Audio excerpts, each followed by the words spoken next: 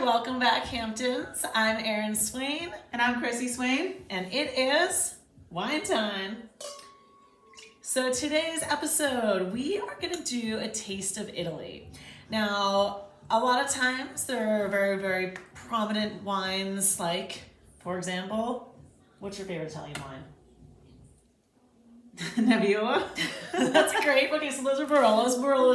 Barolos are, I think, actually the most interesting and intricate of all the red wines in the world. I personally just find the violet leather, tobacco tar, saddle cigar box thing going on just amazing. And I love that has floral and it has depth and a lot of fruit characters. So Barolo is really, really cool. And also, if you ever want to really nerd out a Barolo, there's what they call the 5 Cruise of Barolo.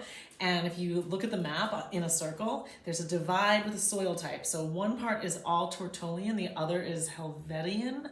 One is a red clay soil, the other one is blue alluvial type, magnesium rich soil.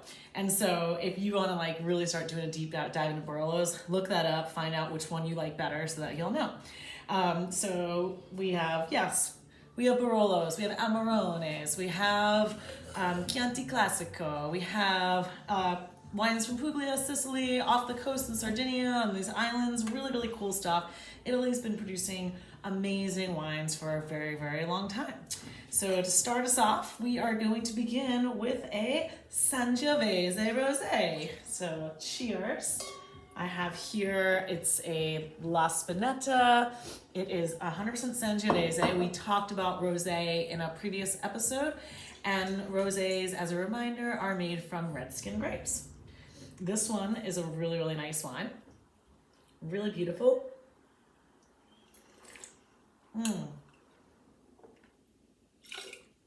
Very, very mineral drilling. When I try this wine, immediately my taste buds lift up a little, and then the sides of my mouth water. So that's coming from the acid. And acid's the important component for food pairings, and this would be an amazing food wine. But that's a really cool sensation. I mean, people sometimes see pink wines and they just think about the dreaded white Zinfandel or a sweeter wine, and typically rosés are much more dry in style now these days. And this one is a really dry, clean, crisp, minerally rosé. That's quite lovely. It is lovely. It's exactly the term I was going to use to describe it. Yes, so we start off with this nice rosé, and actually today's guest is very exciting. It's going to be Mr. Kevin Zraly. So Chrissy, I don't know if I ever told you, but when I was working at Bon Appetit in New York City, I took Kevin Zraly's Wonders of the World wine class. It was 8 weeks, and it was one of the first wine classes I ever had taken and participated in.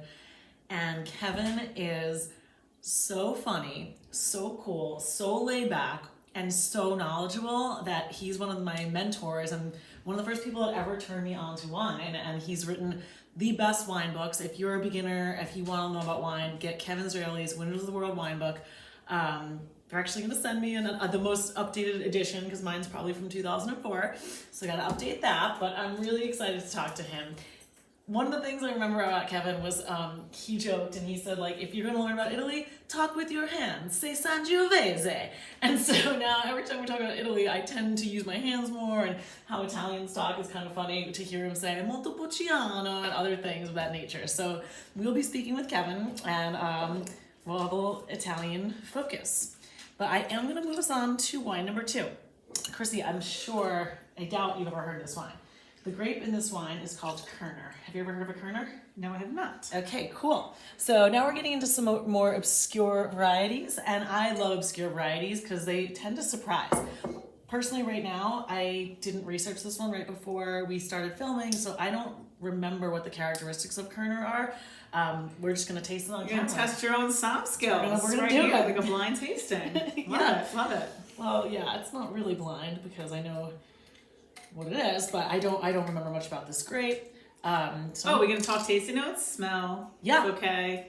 Aromas, bouquets, some complexities. On the nose and on the palate, right? Yep. All right. And nuances. So this Kerner is coming out of, I don't know if I'm botching this. I tend to botch a lot of things because I don't speak Italian. but Alto Adige in the north. So northern, one of the most northern districts in Italy. There's about 20 DOCs in Italy. So if you want to start learning about them, just break it down by that. So 20 different regions and you can start learning a little bit more. So we have a white wine. There are so many different varieties in Italy, and the most widely planted is Pinot Grigio. But Pinot Grigio is not the most complex grape. So it's very drinkable, everyone loves it. It's just clean, crisp, it's like a green apple exploded in your mouth. So it can be really nice, but there's some other obscure varieties that are in the white family that I think are really fascinating, and this is probably one of them. All right, so here's for the blind tasting. Cheers. Cheers. Nice nose.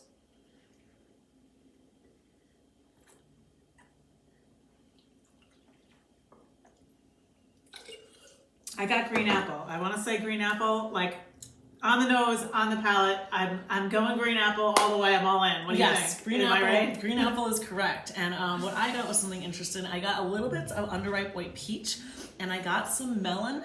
But the melon that I got is honeydew, like a green. The green one, yeah. Yeah, that's honeydew. Honeydew. I'm cantaloupe. Oh my God! Cheers. Cantaloupe. Yeah, nailing it. All right. So our blind tasting, we got these cool fruit components. We got like hints of stone fruit. I did get some limestone. I got some wet rock. I got some of these components. And again, like Chrissy said, we're getting that green apple that's smacking our palate and saying, yeah, it's saying like, wake up.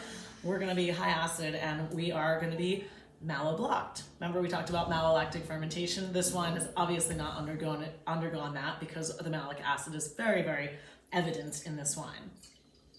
But, so Kerner. So Alto Adige, Kerner, white wines. Try new white wines. If you like Chardonnays, they do have some oaky Chardonnays. There's one by a producer called German, and it's called Dreams. It's one of my favorites, and it's very stylistically similar to California. So the white wines of Italy are beautiful. They're diverse. There's so much going on, and this Kerner kind of proves it. Do you get that honeydew melon?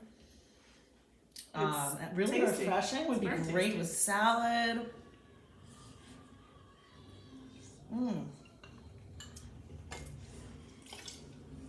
That is a delightful wine.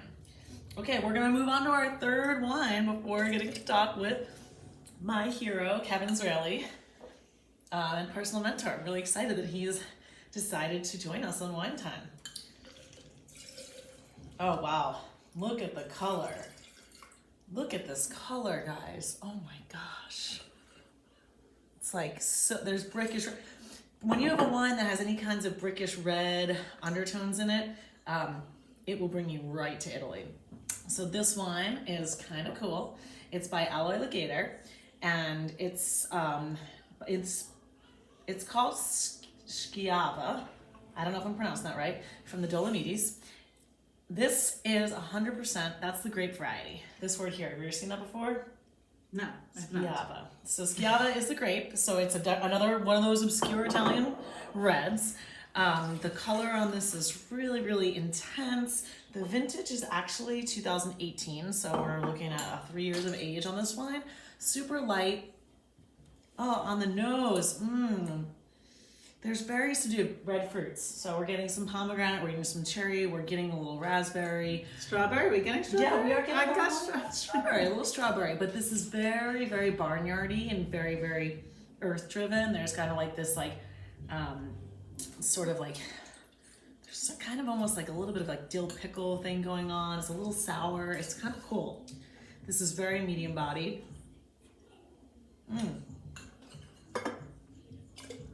I take that back. It's very light bodied.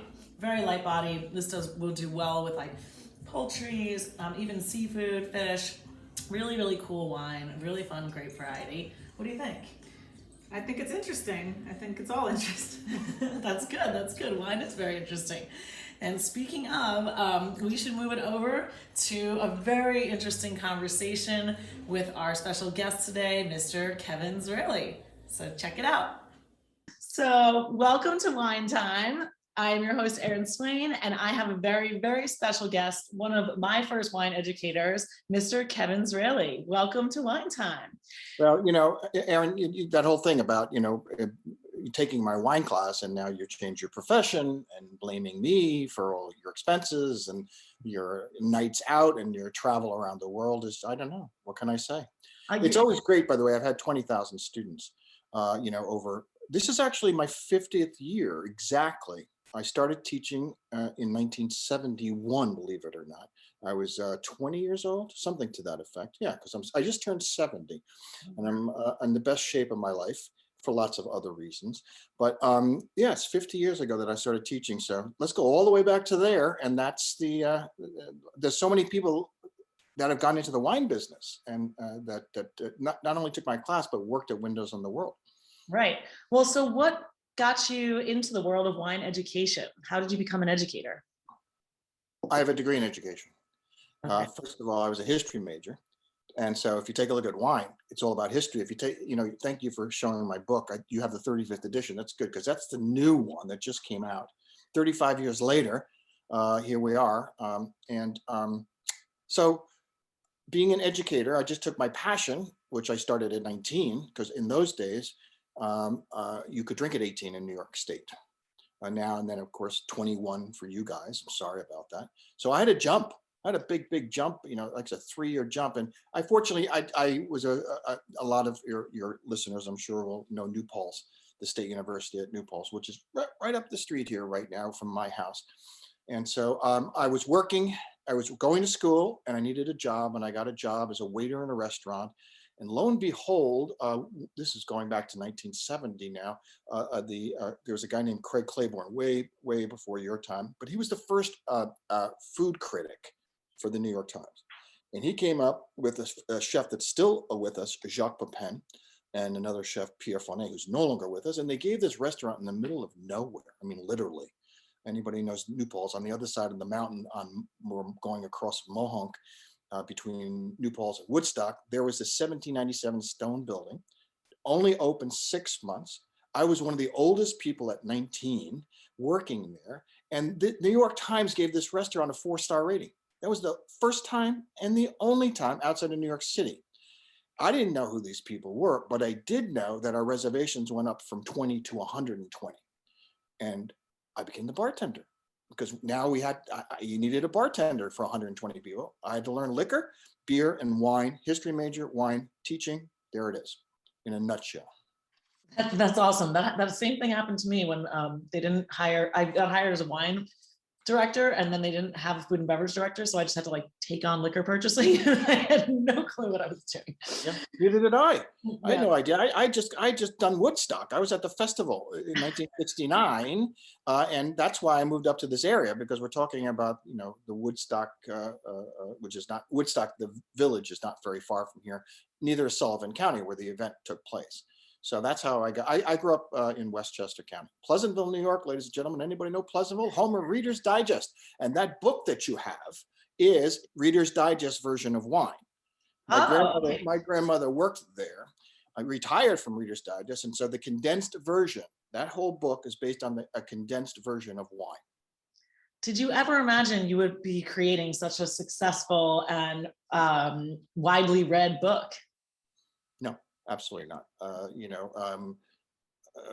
But again, my degree is elementary education.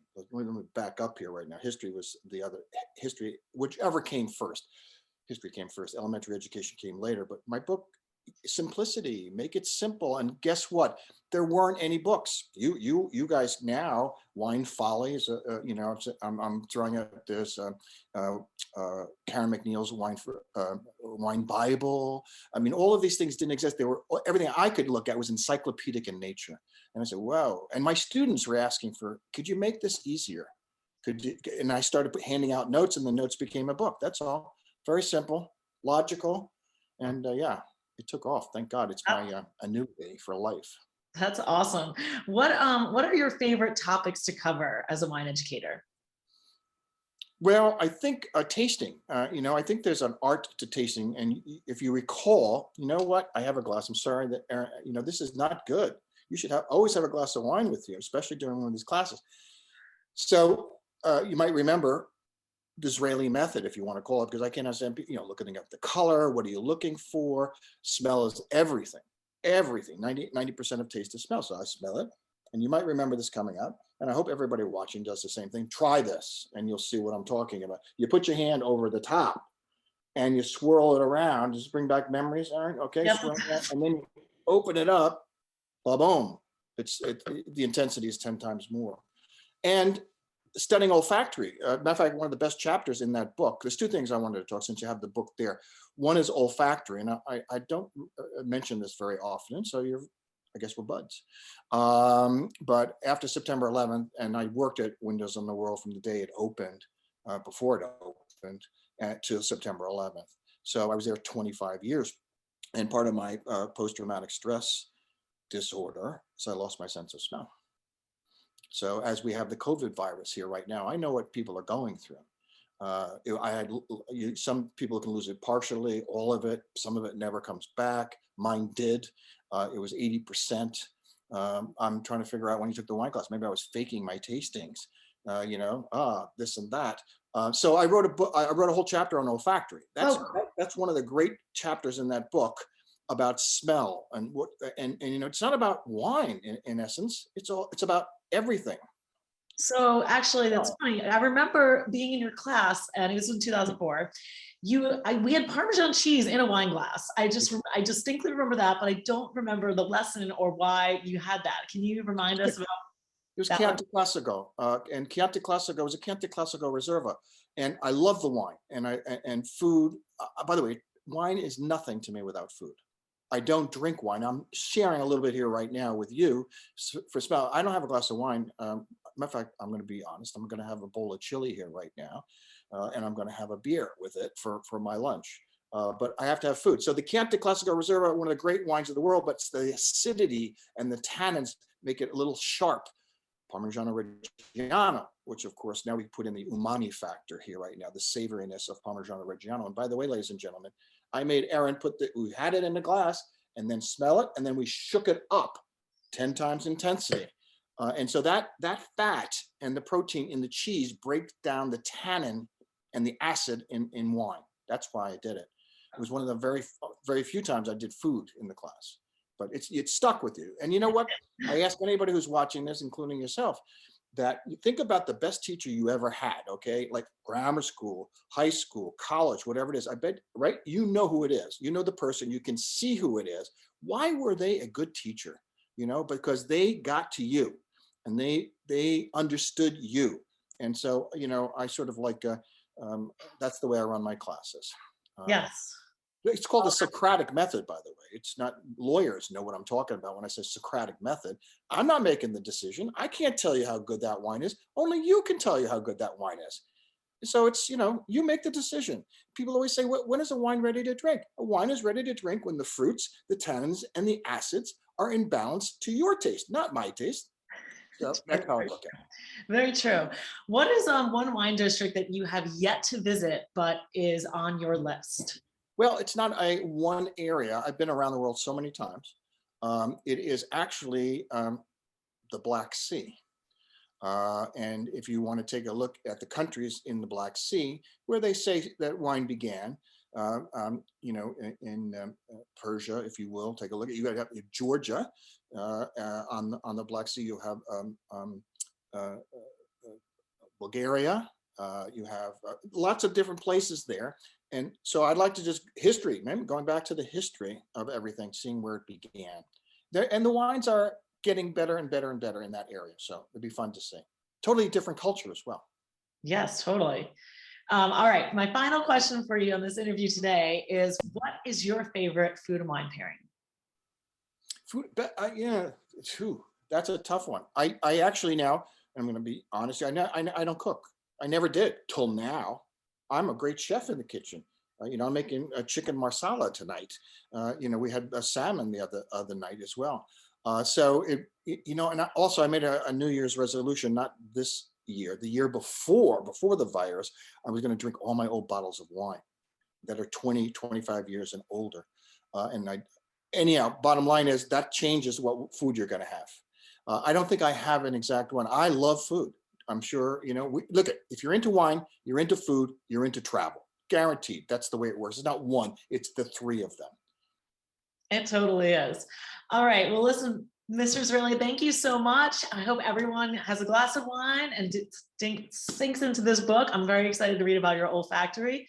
And thank you for joining us. Well, one last thing. I'm sorry, Erin, but in the book is also a 50-year perspective that I wrote in what was it, April, May, and June, because I had plenty of time. It was supposed to be 16 pages. It's now over 50 pages. It's called Windows on the Wine and Food Revolution, 1970 to 2020. Not just wine, food, chefs, restaurants, all that kind of stuff.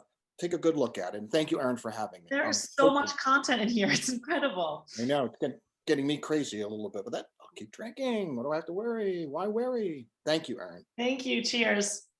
So the 6-week class that I'll be finishing it up on Monday. And I tell everybody there's room for 1 million people, right? There's no limit to this. This is in 40 states. So the Windows on the World Wine School now is virtual in 40 states, including Hawaii. So,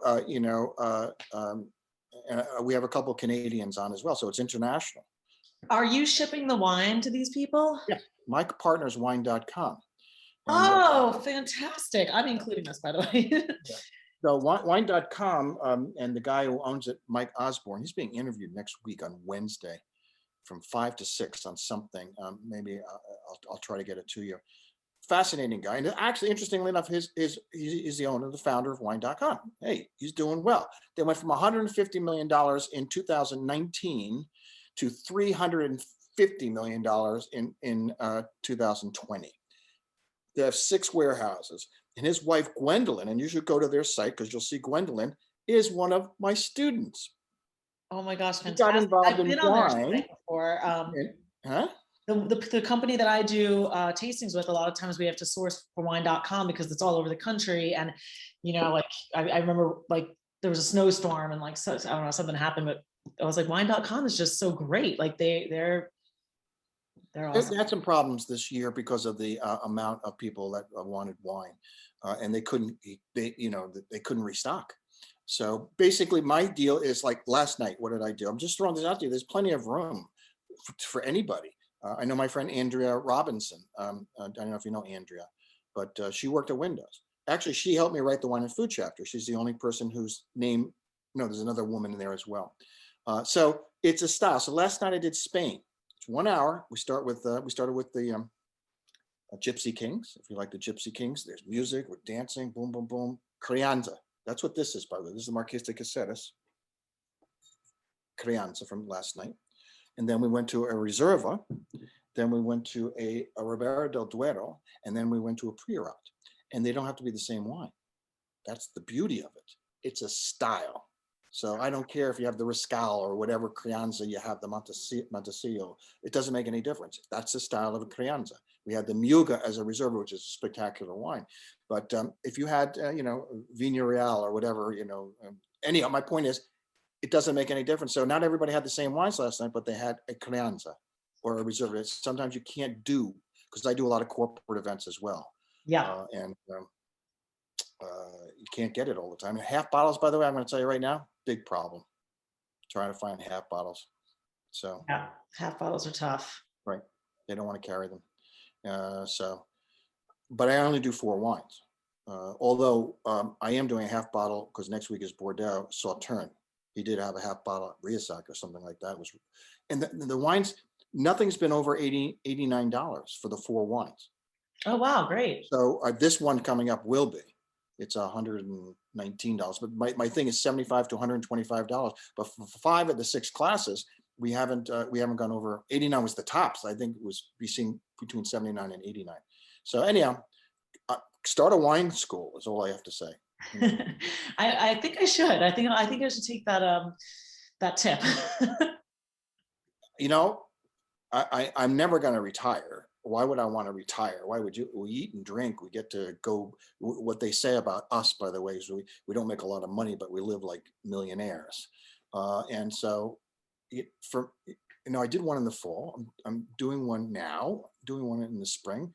Next fall, this is the best life. I don't have to travel. I'm finished traveling, except for the Black Sea. Yep, so that's awesome. You're so many years younger, prettier, all of that kind of stuff. You have a good presence, by the way, on your show. So Oh, go, thank go you. for it. Somebody's got to take over. You know. Well, Good thank luck. you very much. This means so much to me, and I'm really, really happy I got to talk to you and you got to share a little bit about your wine journey with our viewers here in the Hamptons. We'll see you soon. All right. Bye, Kevin. Thanks a lot. Thank you. Bye.